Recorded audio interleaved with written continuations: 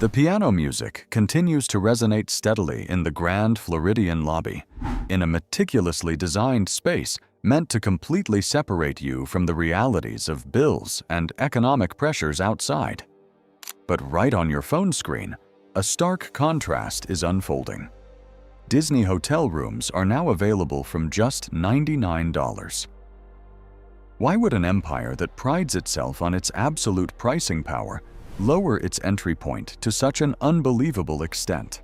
Walt Disney World typically begins its story not with long lines at the theme park, but with the lobby of Disney's Grand Floridian Resort and Spa, one of the resort's most iconic and luxurious hotels. Here, Italian marble floors, soaring atriums, and classic cage elevators blend together to convince guests they've truly entered another world where financial worries vanish. However, right now, Disney's official website displays a contradictory figure: Disney hotel rooms starting at just $99 per night. Let's pause to consider the vast difference between these two realities. On one hand, an image of luxury with prices frequently exceeding $700, and on the other, a strong signal of discount aimed at enticing customers back. This contrast isn't simply a promotional offer. It's the first crack in a once immutable business model of the global entertainment industry. If Disney is still operating as a massive profit-generating machine, why would they accept opening their doors at such a low price? Is the magic fading? Or is it being revalued in a way that the middle class can no longer afford? Walt Disney World is more than just an amusement park. It's essentially a massive accommodation empire, operating approximately 30,000 hotel rooms across more than 25 resorts in Central Florida. But understand that those rooms weren't built simply for overnight stays. They are the most crucial links in a perfectly closed economic ecosystem. When you step into a Disney resort, you've voluntarily entered a luxurious glass cage. Guests book rooms at Disney, travel on Disney vehicles, dine, and shop entirely within the Disney premises for days on end.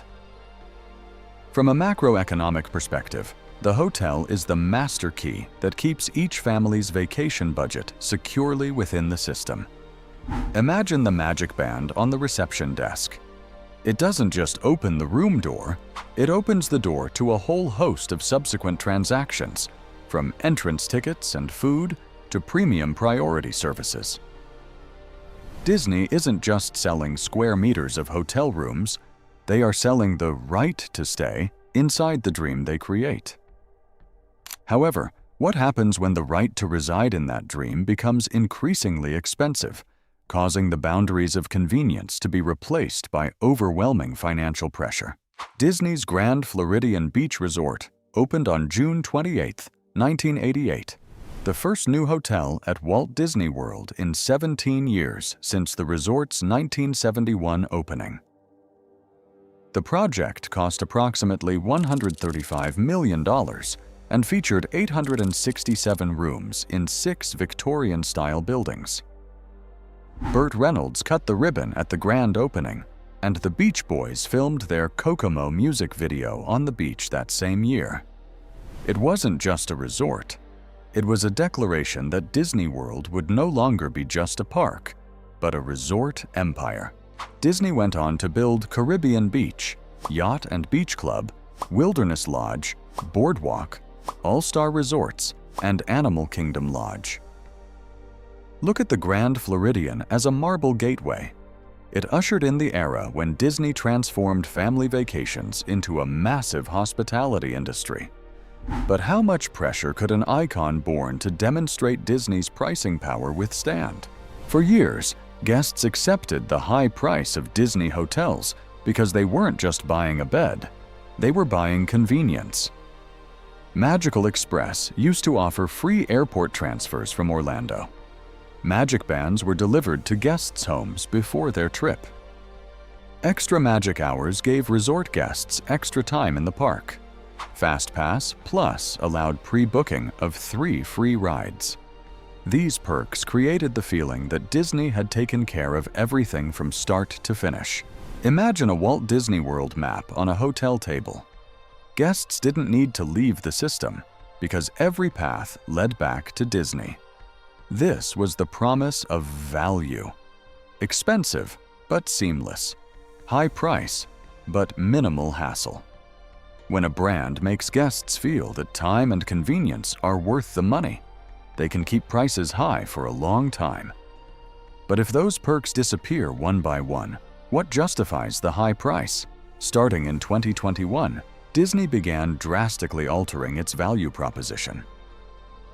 Magical Express ended on January 1st, 2022. Magic Bands were no longer the familiar free privilege, but became a retail product priced at around $35.40. Extra magic hours were reduced to 30 minutes in the early morning, while evening hours were primarily reserved for deluxe guests. The free FastPass Plus was replaced by the paid Lightning Lane, costing around $15.30 per day. Several amenities, such as room service, hotel delivery, and complimentary items, were also cut or changed. Look at the Disney app on your phone screen. Every action that once felt like part of the magic can now become a payment decision. The issue isn't just that Disney is more expensive. The issue is that customers are starting to see each piece of the old experience being sold separately. When magic becomes a price list, can viewers still call it magic? By 2025, room rates at the Grand Floridian had reached astonishing milestones, starting at typically over $700 per night, and on standard nights, easily climbing to $900 to $1,000. Even in the club-level segment, rates had officially surpassed $1,200. But the noteworthy aspect of this financial picture isn't just the sky-high numbers. According to internal reports, the rack rate or listed room rate in 2025 is expected to remain the same or even slightly decrease compared to 2024. This marks the first time Disney hasn't implemented a regular price increase campaign since the Great Recession. In economics, this is a clear indication that Disney's pricing power is indeed facing limitations. No matter how strong a brand is, it can push prices far up the line, but it can never truly exceed the customer's actual affordability and perceived value. Look at the Grand Floridian's pricing as a mirror. It shows both the power of the brand and the harsh barriers of the current market. We must ask ourselves, is Disney stopping price increases because they want to be more approachable, or simply because customers have started saying no directly with their wallets? The pressure on Disney isn't just from internal changes, but also from the harsh headwinds of the U.S. tourism industry. Data indicates that international visitor numbers to the U.S. are projected to decline by 6% in 2025, a contradictory reality given that global tourism spending is still growing at 6.7%. Business Insider notes that foreign visitor numbers have been declining for 8 consecutive months leading up to the end of 2025, while Canadian visitors to Florida are down about 20% compared to 2019 levels. For a major tourist hub like Orlando, these aren't just meaningless statistics on paper. Look at the arrival hall of Orlando International Airport. Fewer international suitcases mean fewer families entering Disney's massive supply chain. The brand still maintains its global appeal, but it cannot remain outside the mainstream of the tourism market. If international visitor numbers weaken while travel costs continue to rise, who will fill that gap for Disney? Or are they gradually isolating themselves from ordinary families around the world? On May 22, 2025, Universal officially opened Epic Universe in Orlando. This wasn't simply a new theme park. It was a direct test of Disney's absolute power in a market that had once revolved almost entirely around Walt Disney World. Moffett-Nathanson predicted that Epic Universe could cost Disney around 1 million visitors in its first 2 years, and as of March 2026, Universal Orlando had already seen a 12% increase in visitor numbers.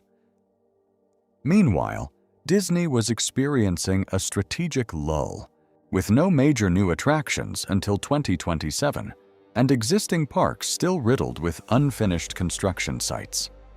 Imagine the giant Epic Universe billboards lining the roads leading into Orlando. They were no longer inviting visitors to visit more, but rather asserting the position of "come here first." When Universal becomes the primary reason for a trip, Disney not only has to compete on the appeal of its rides, but it's also vying for every inch of each family's vacation budget.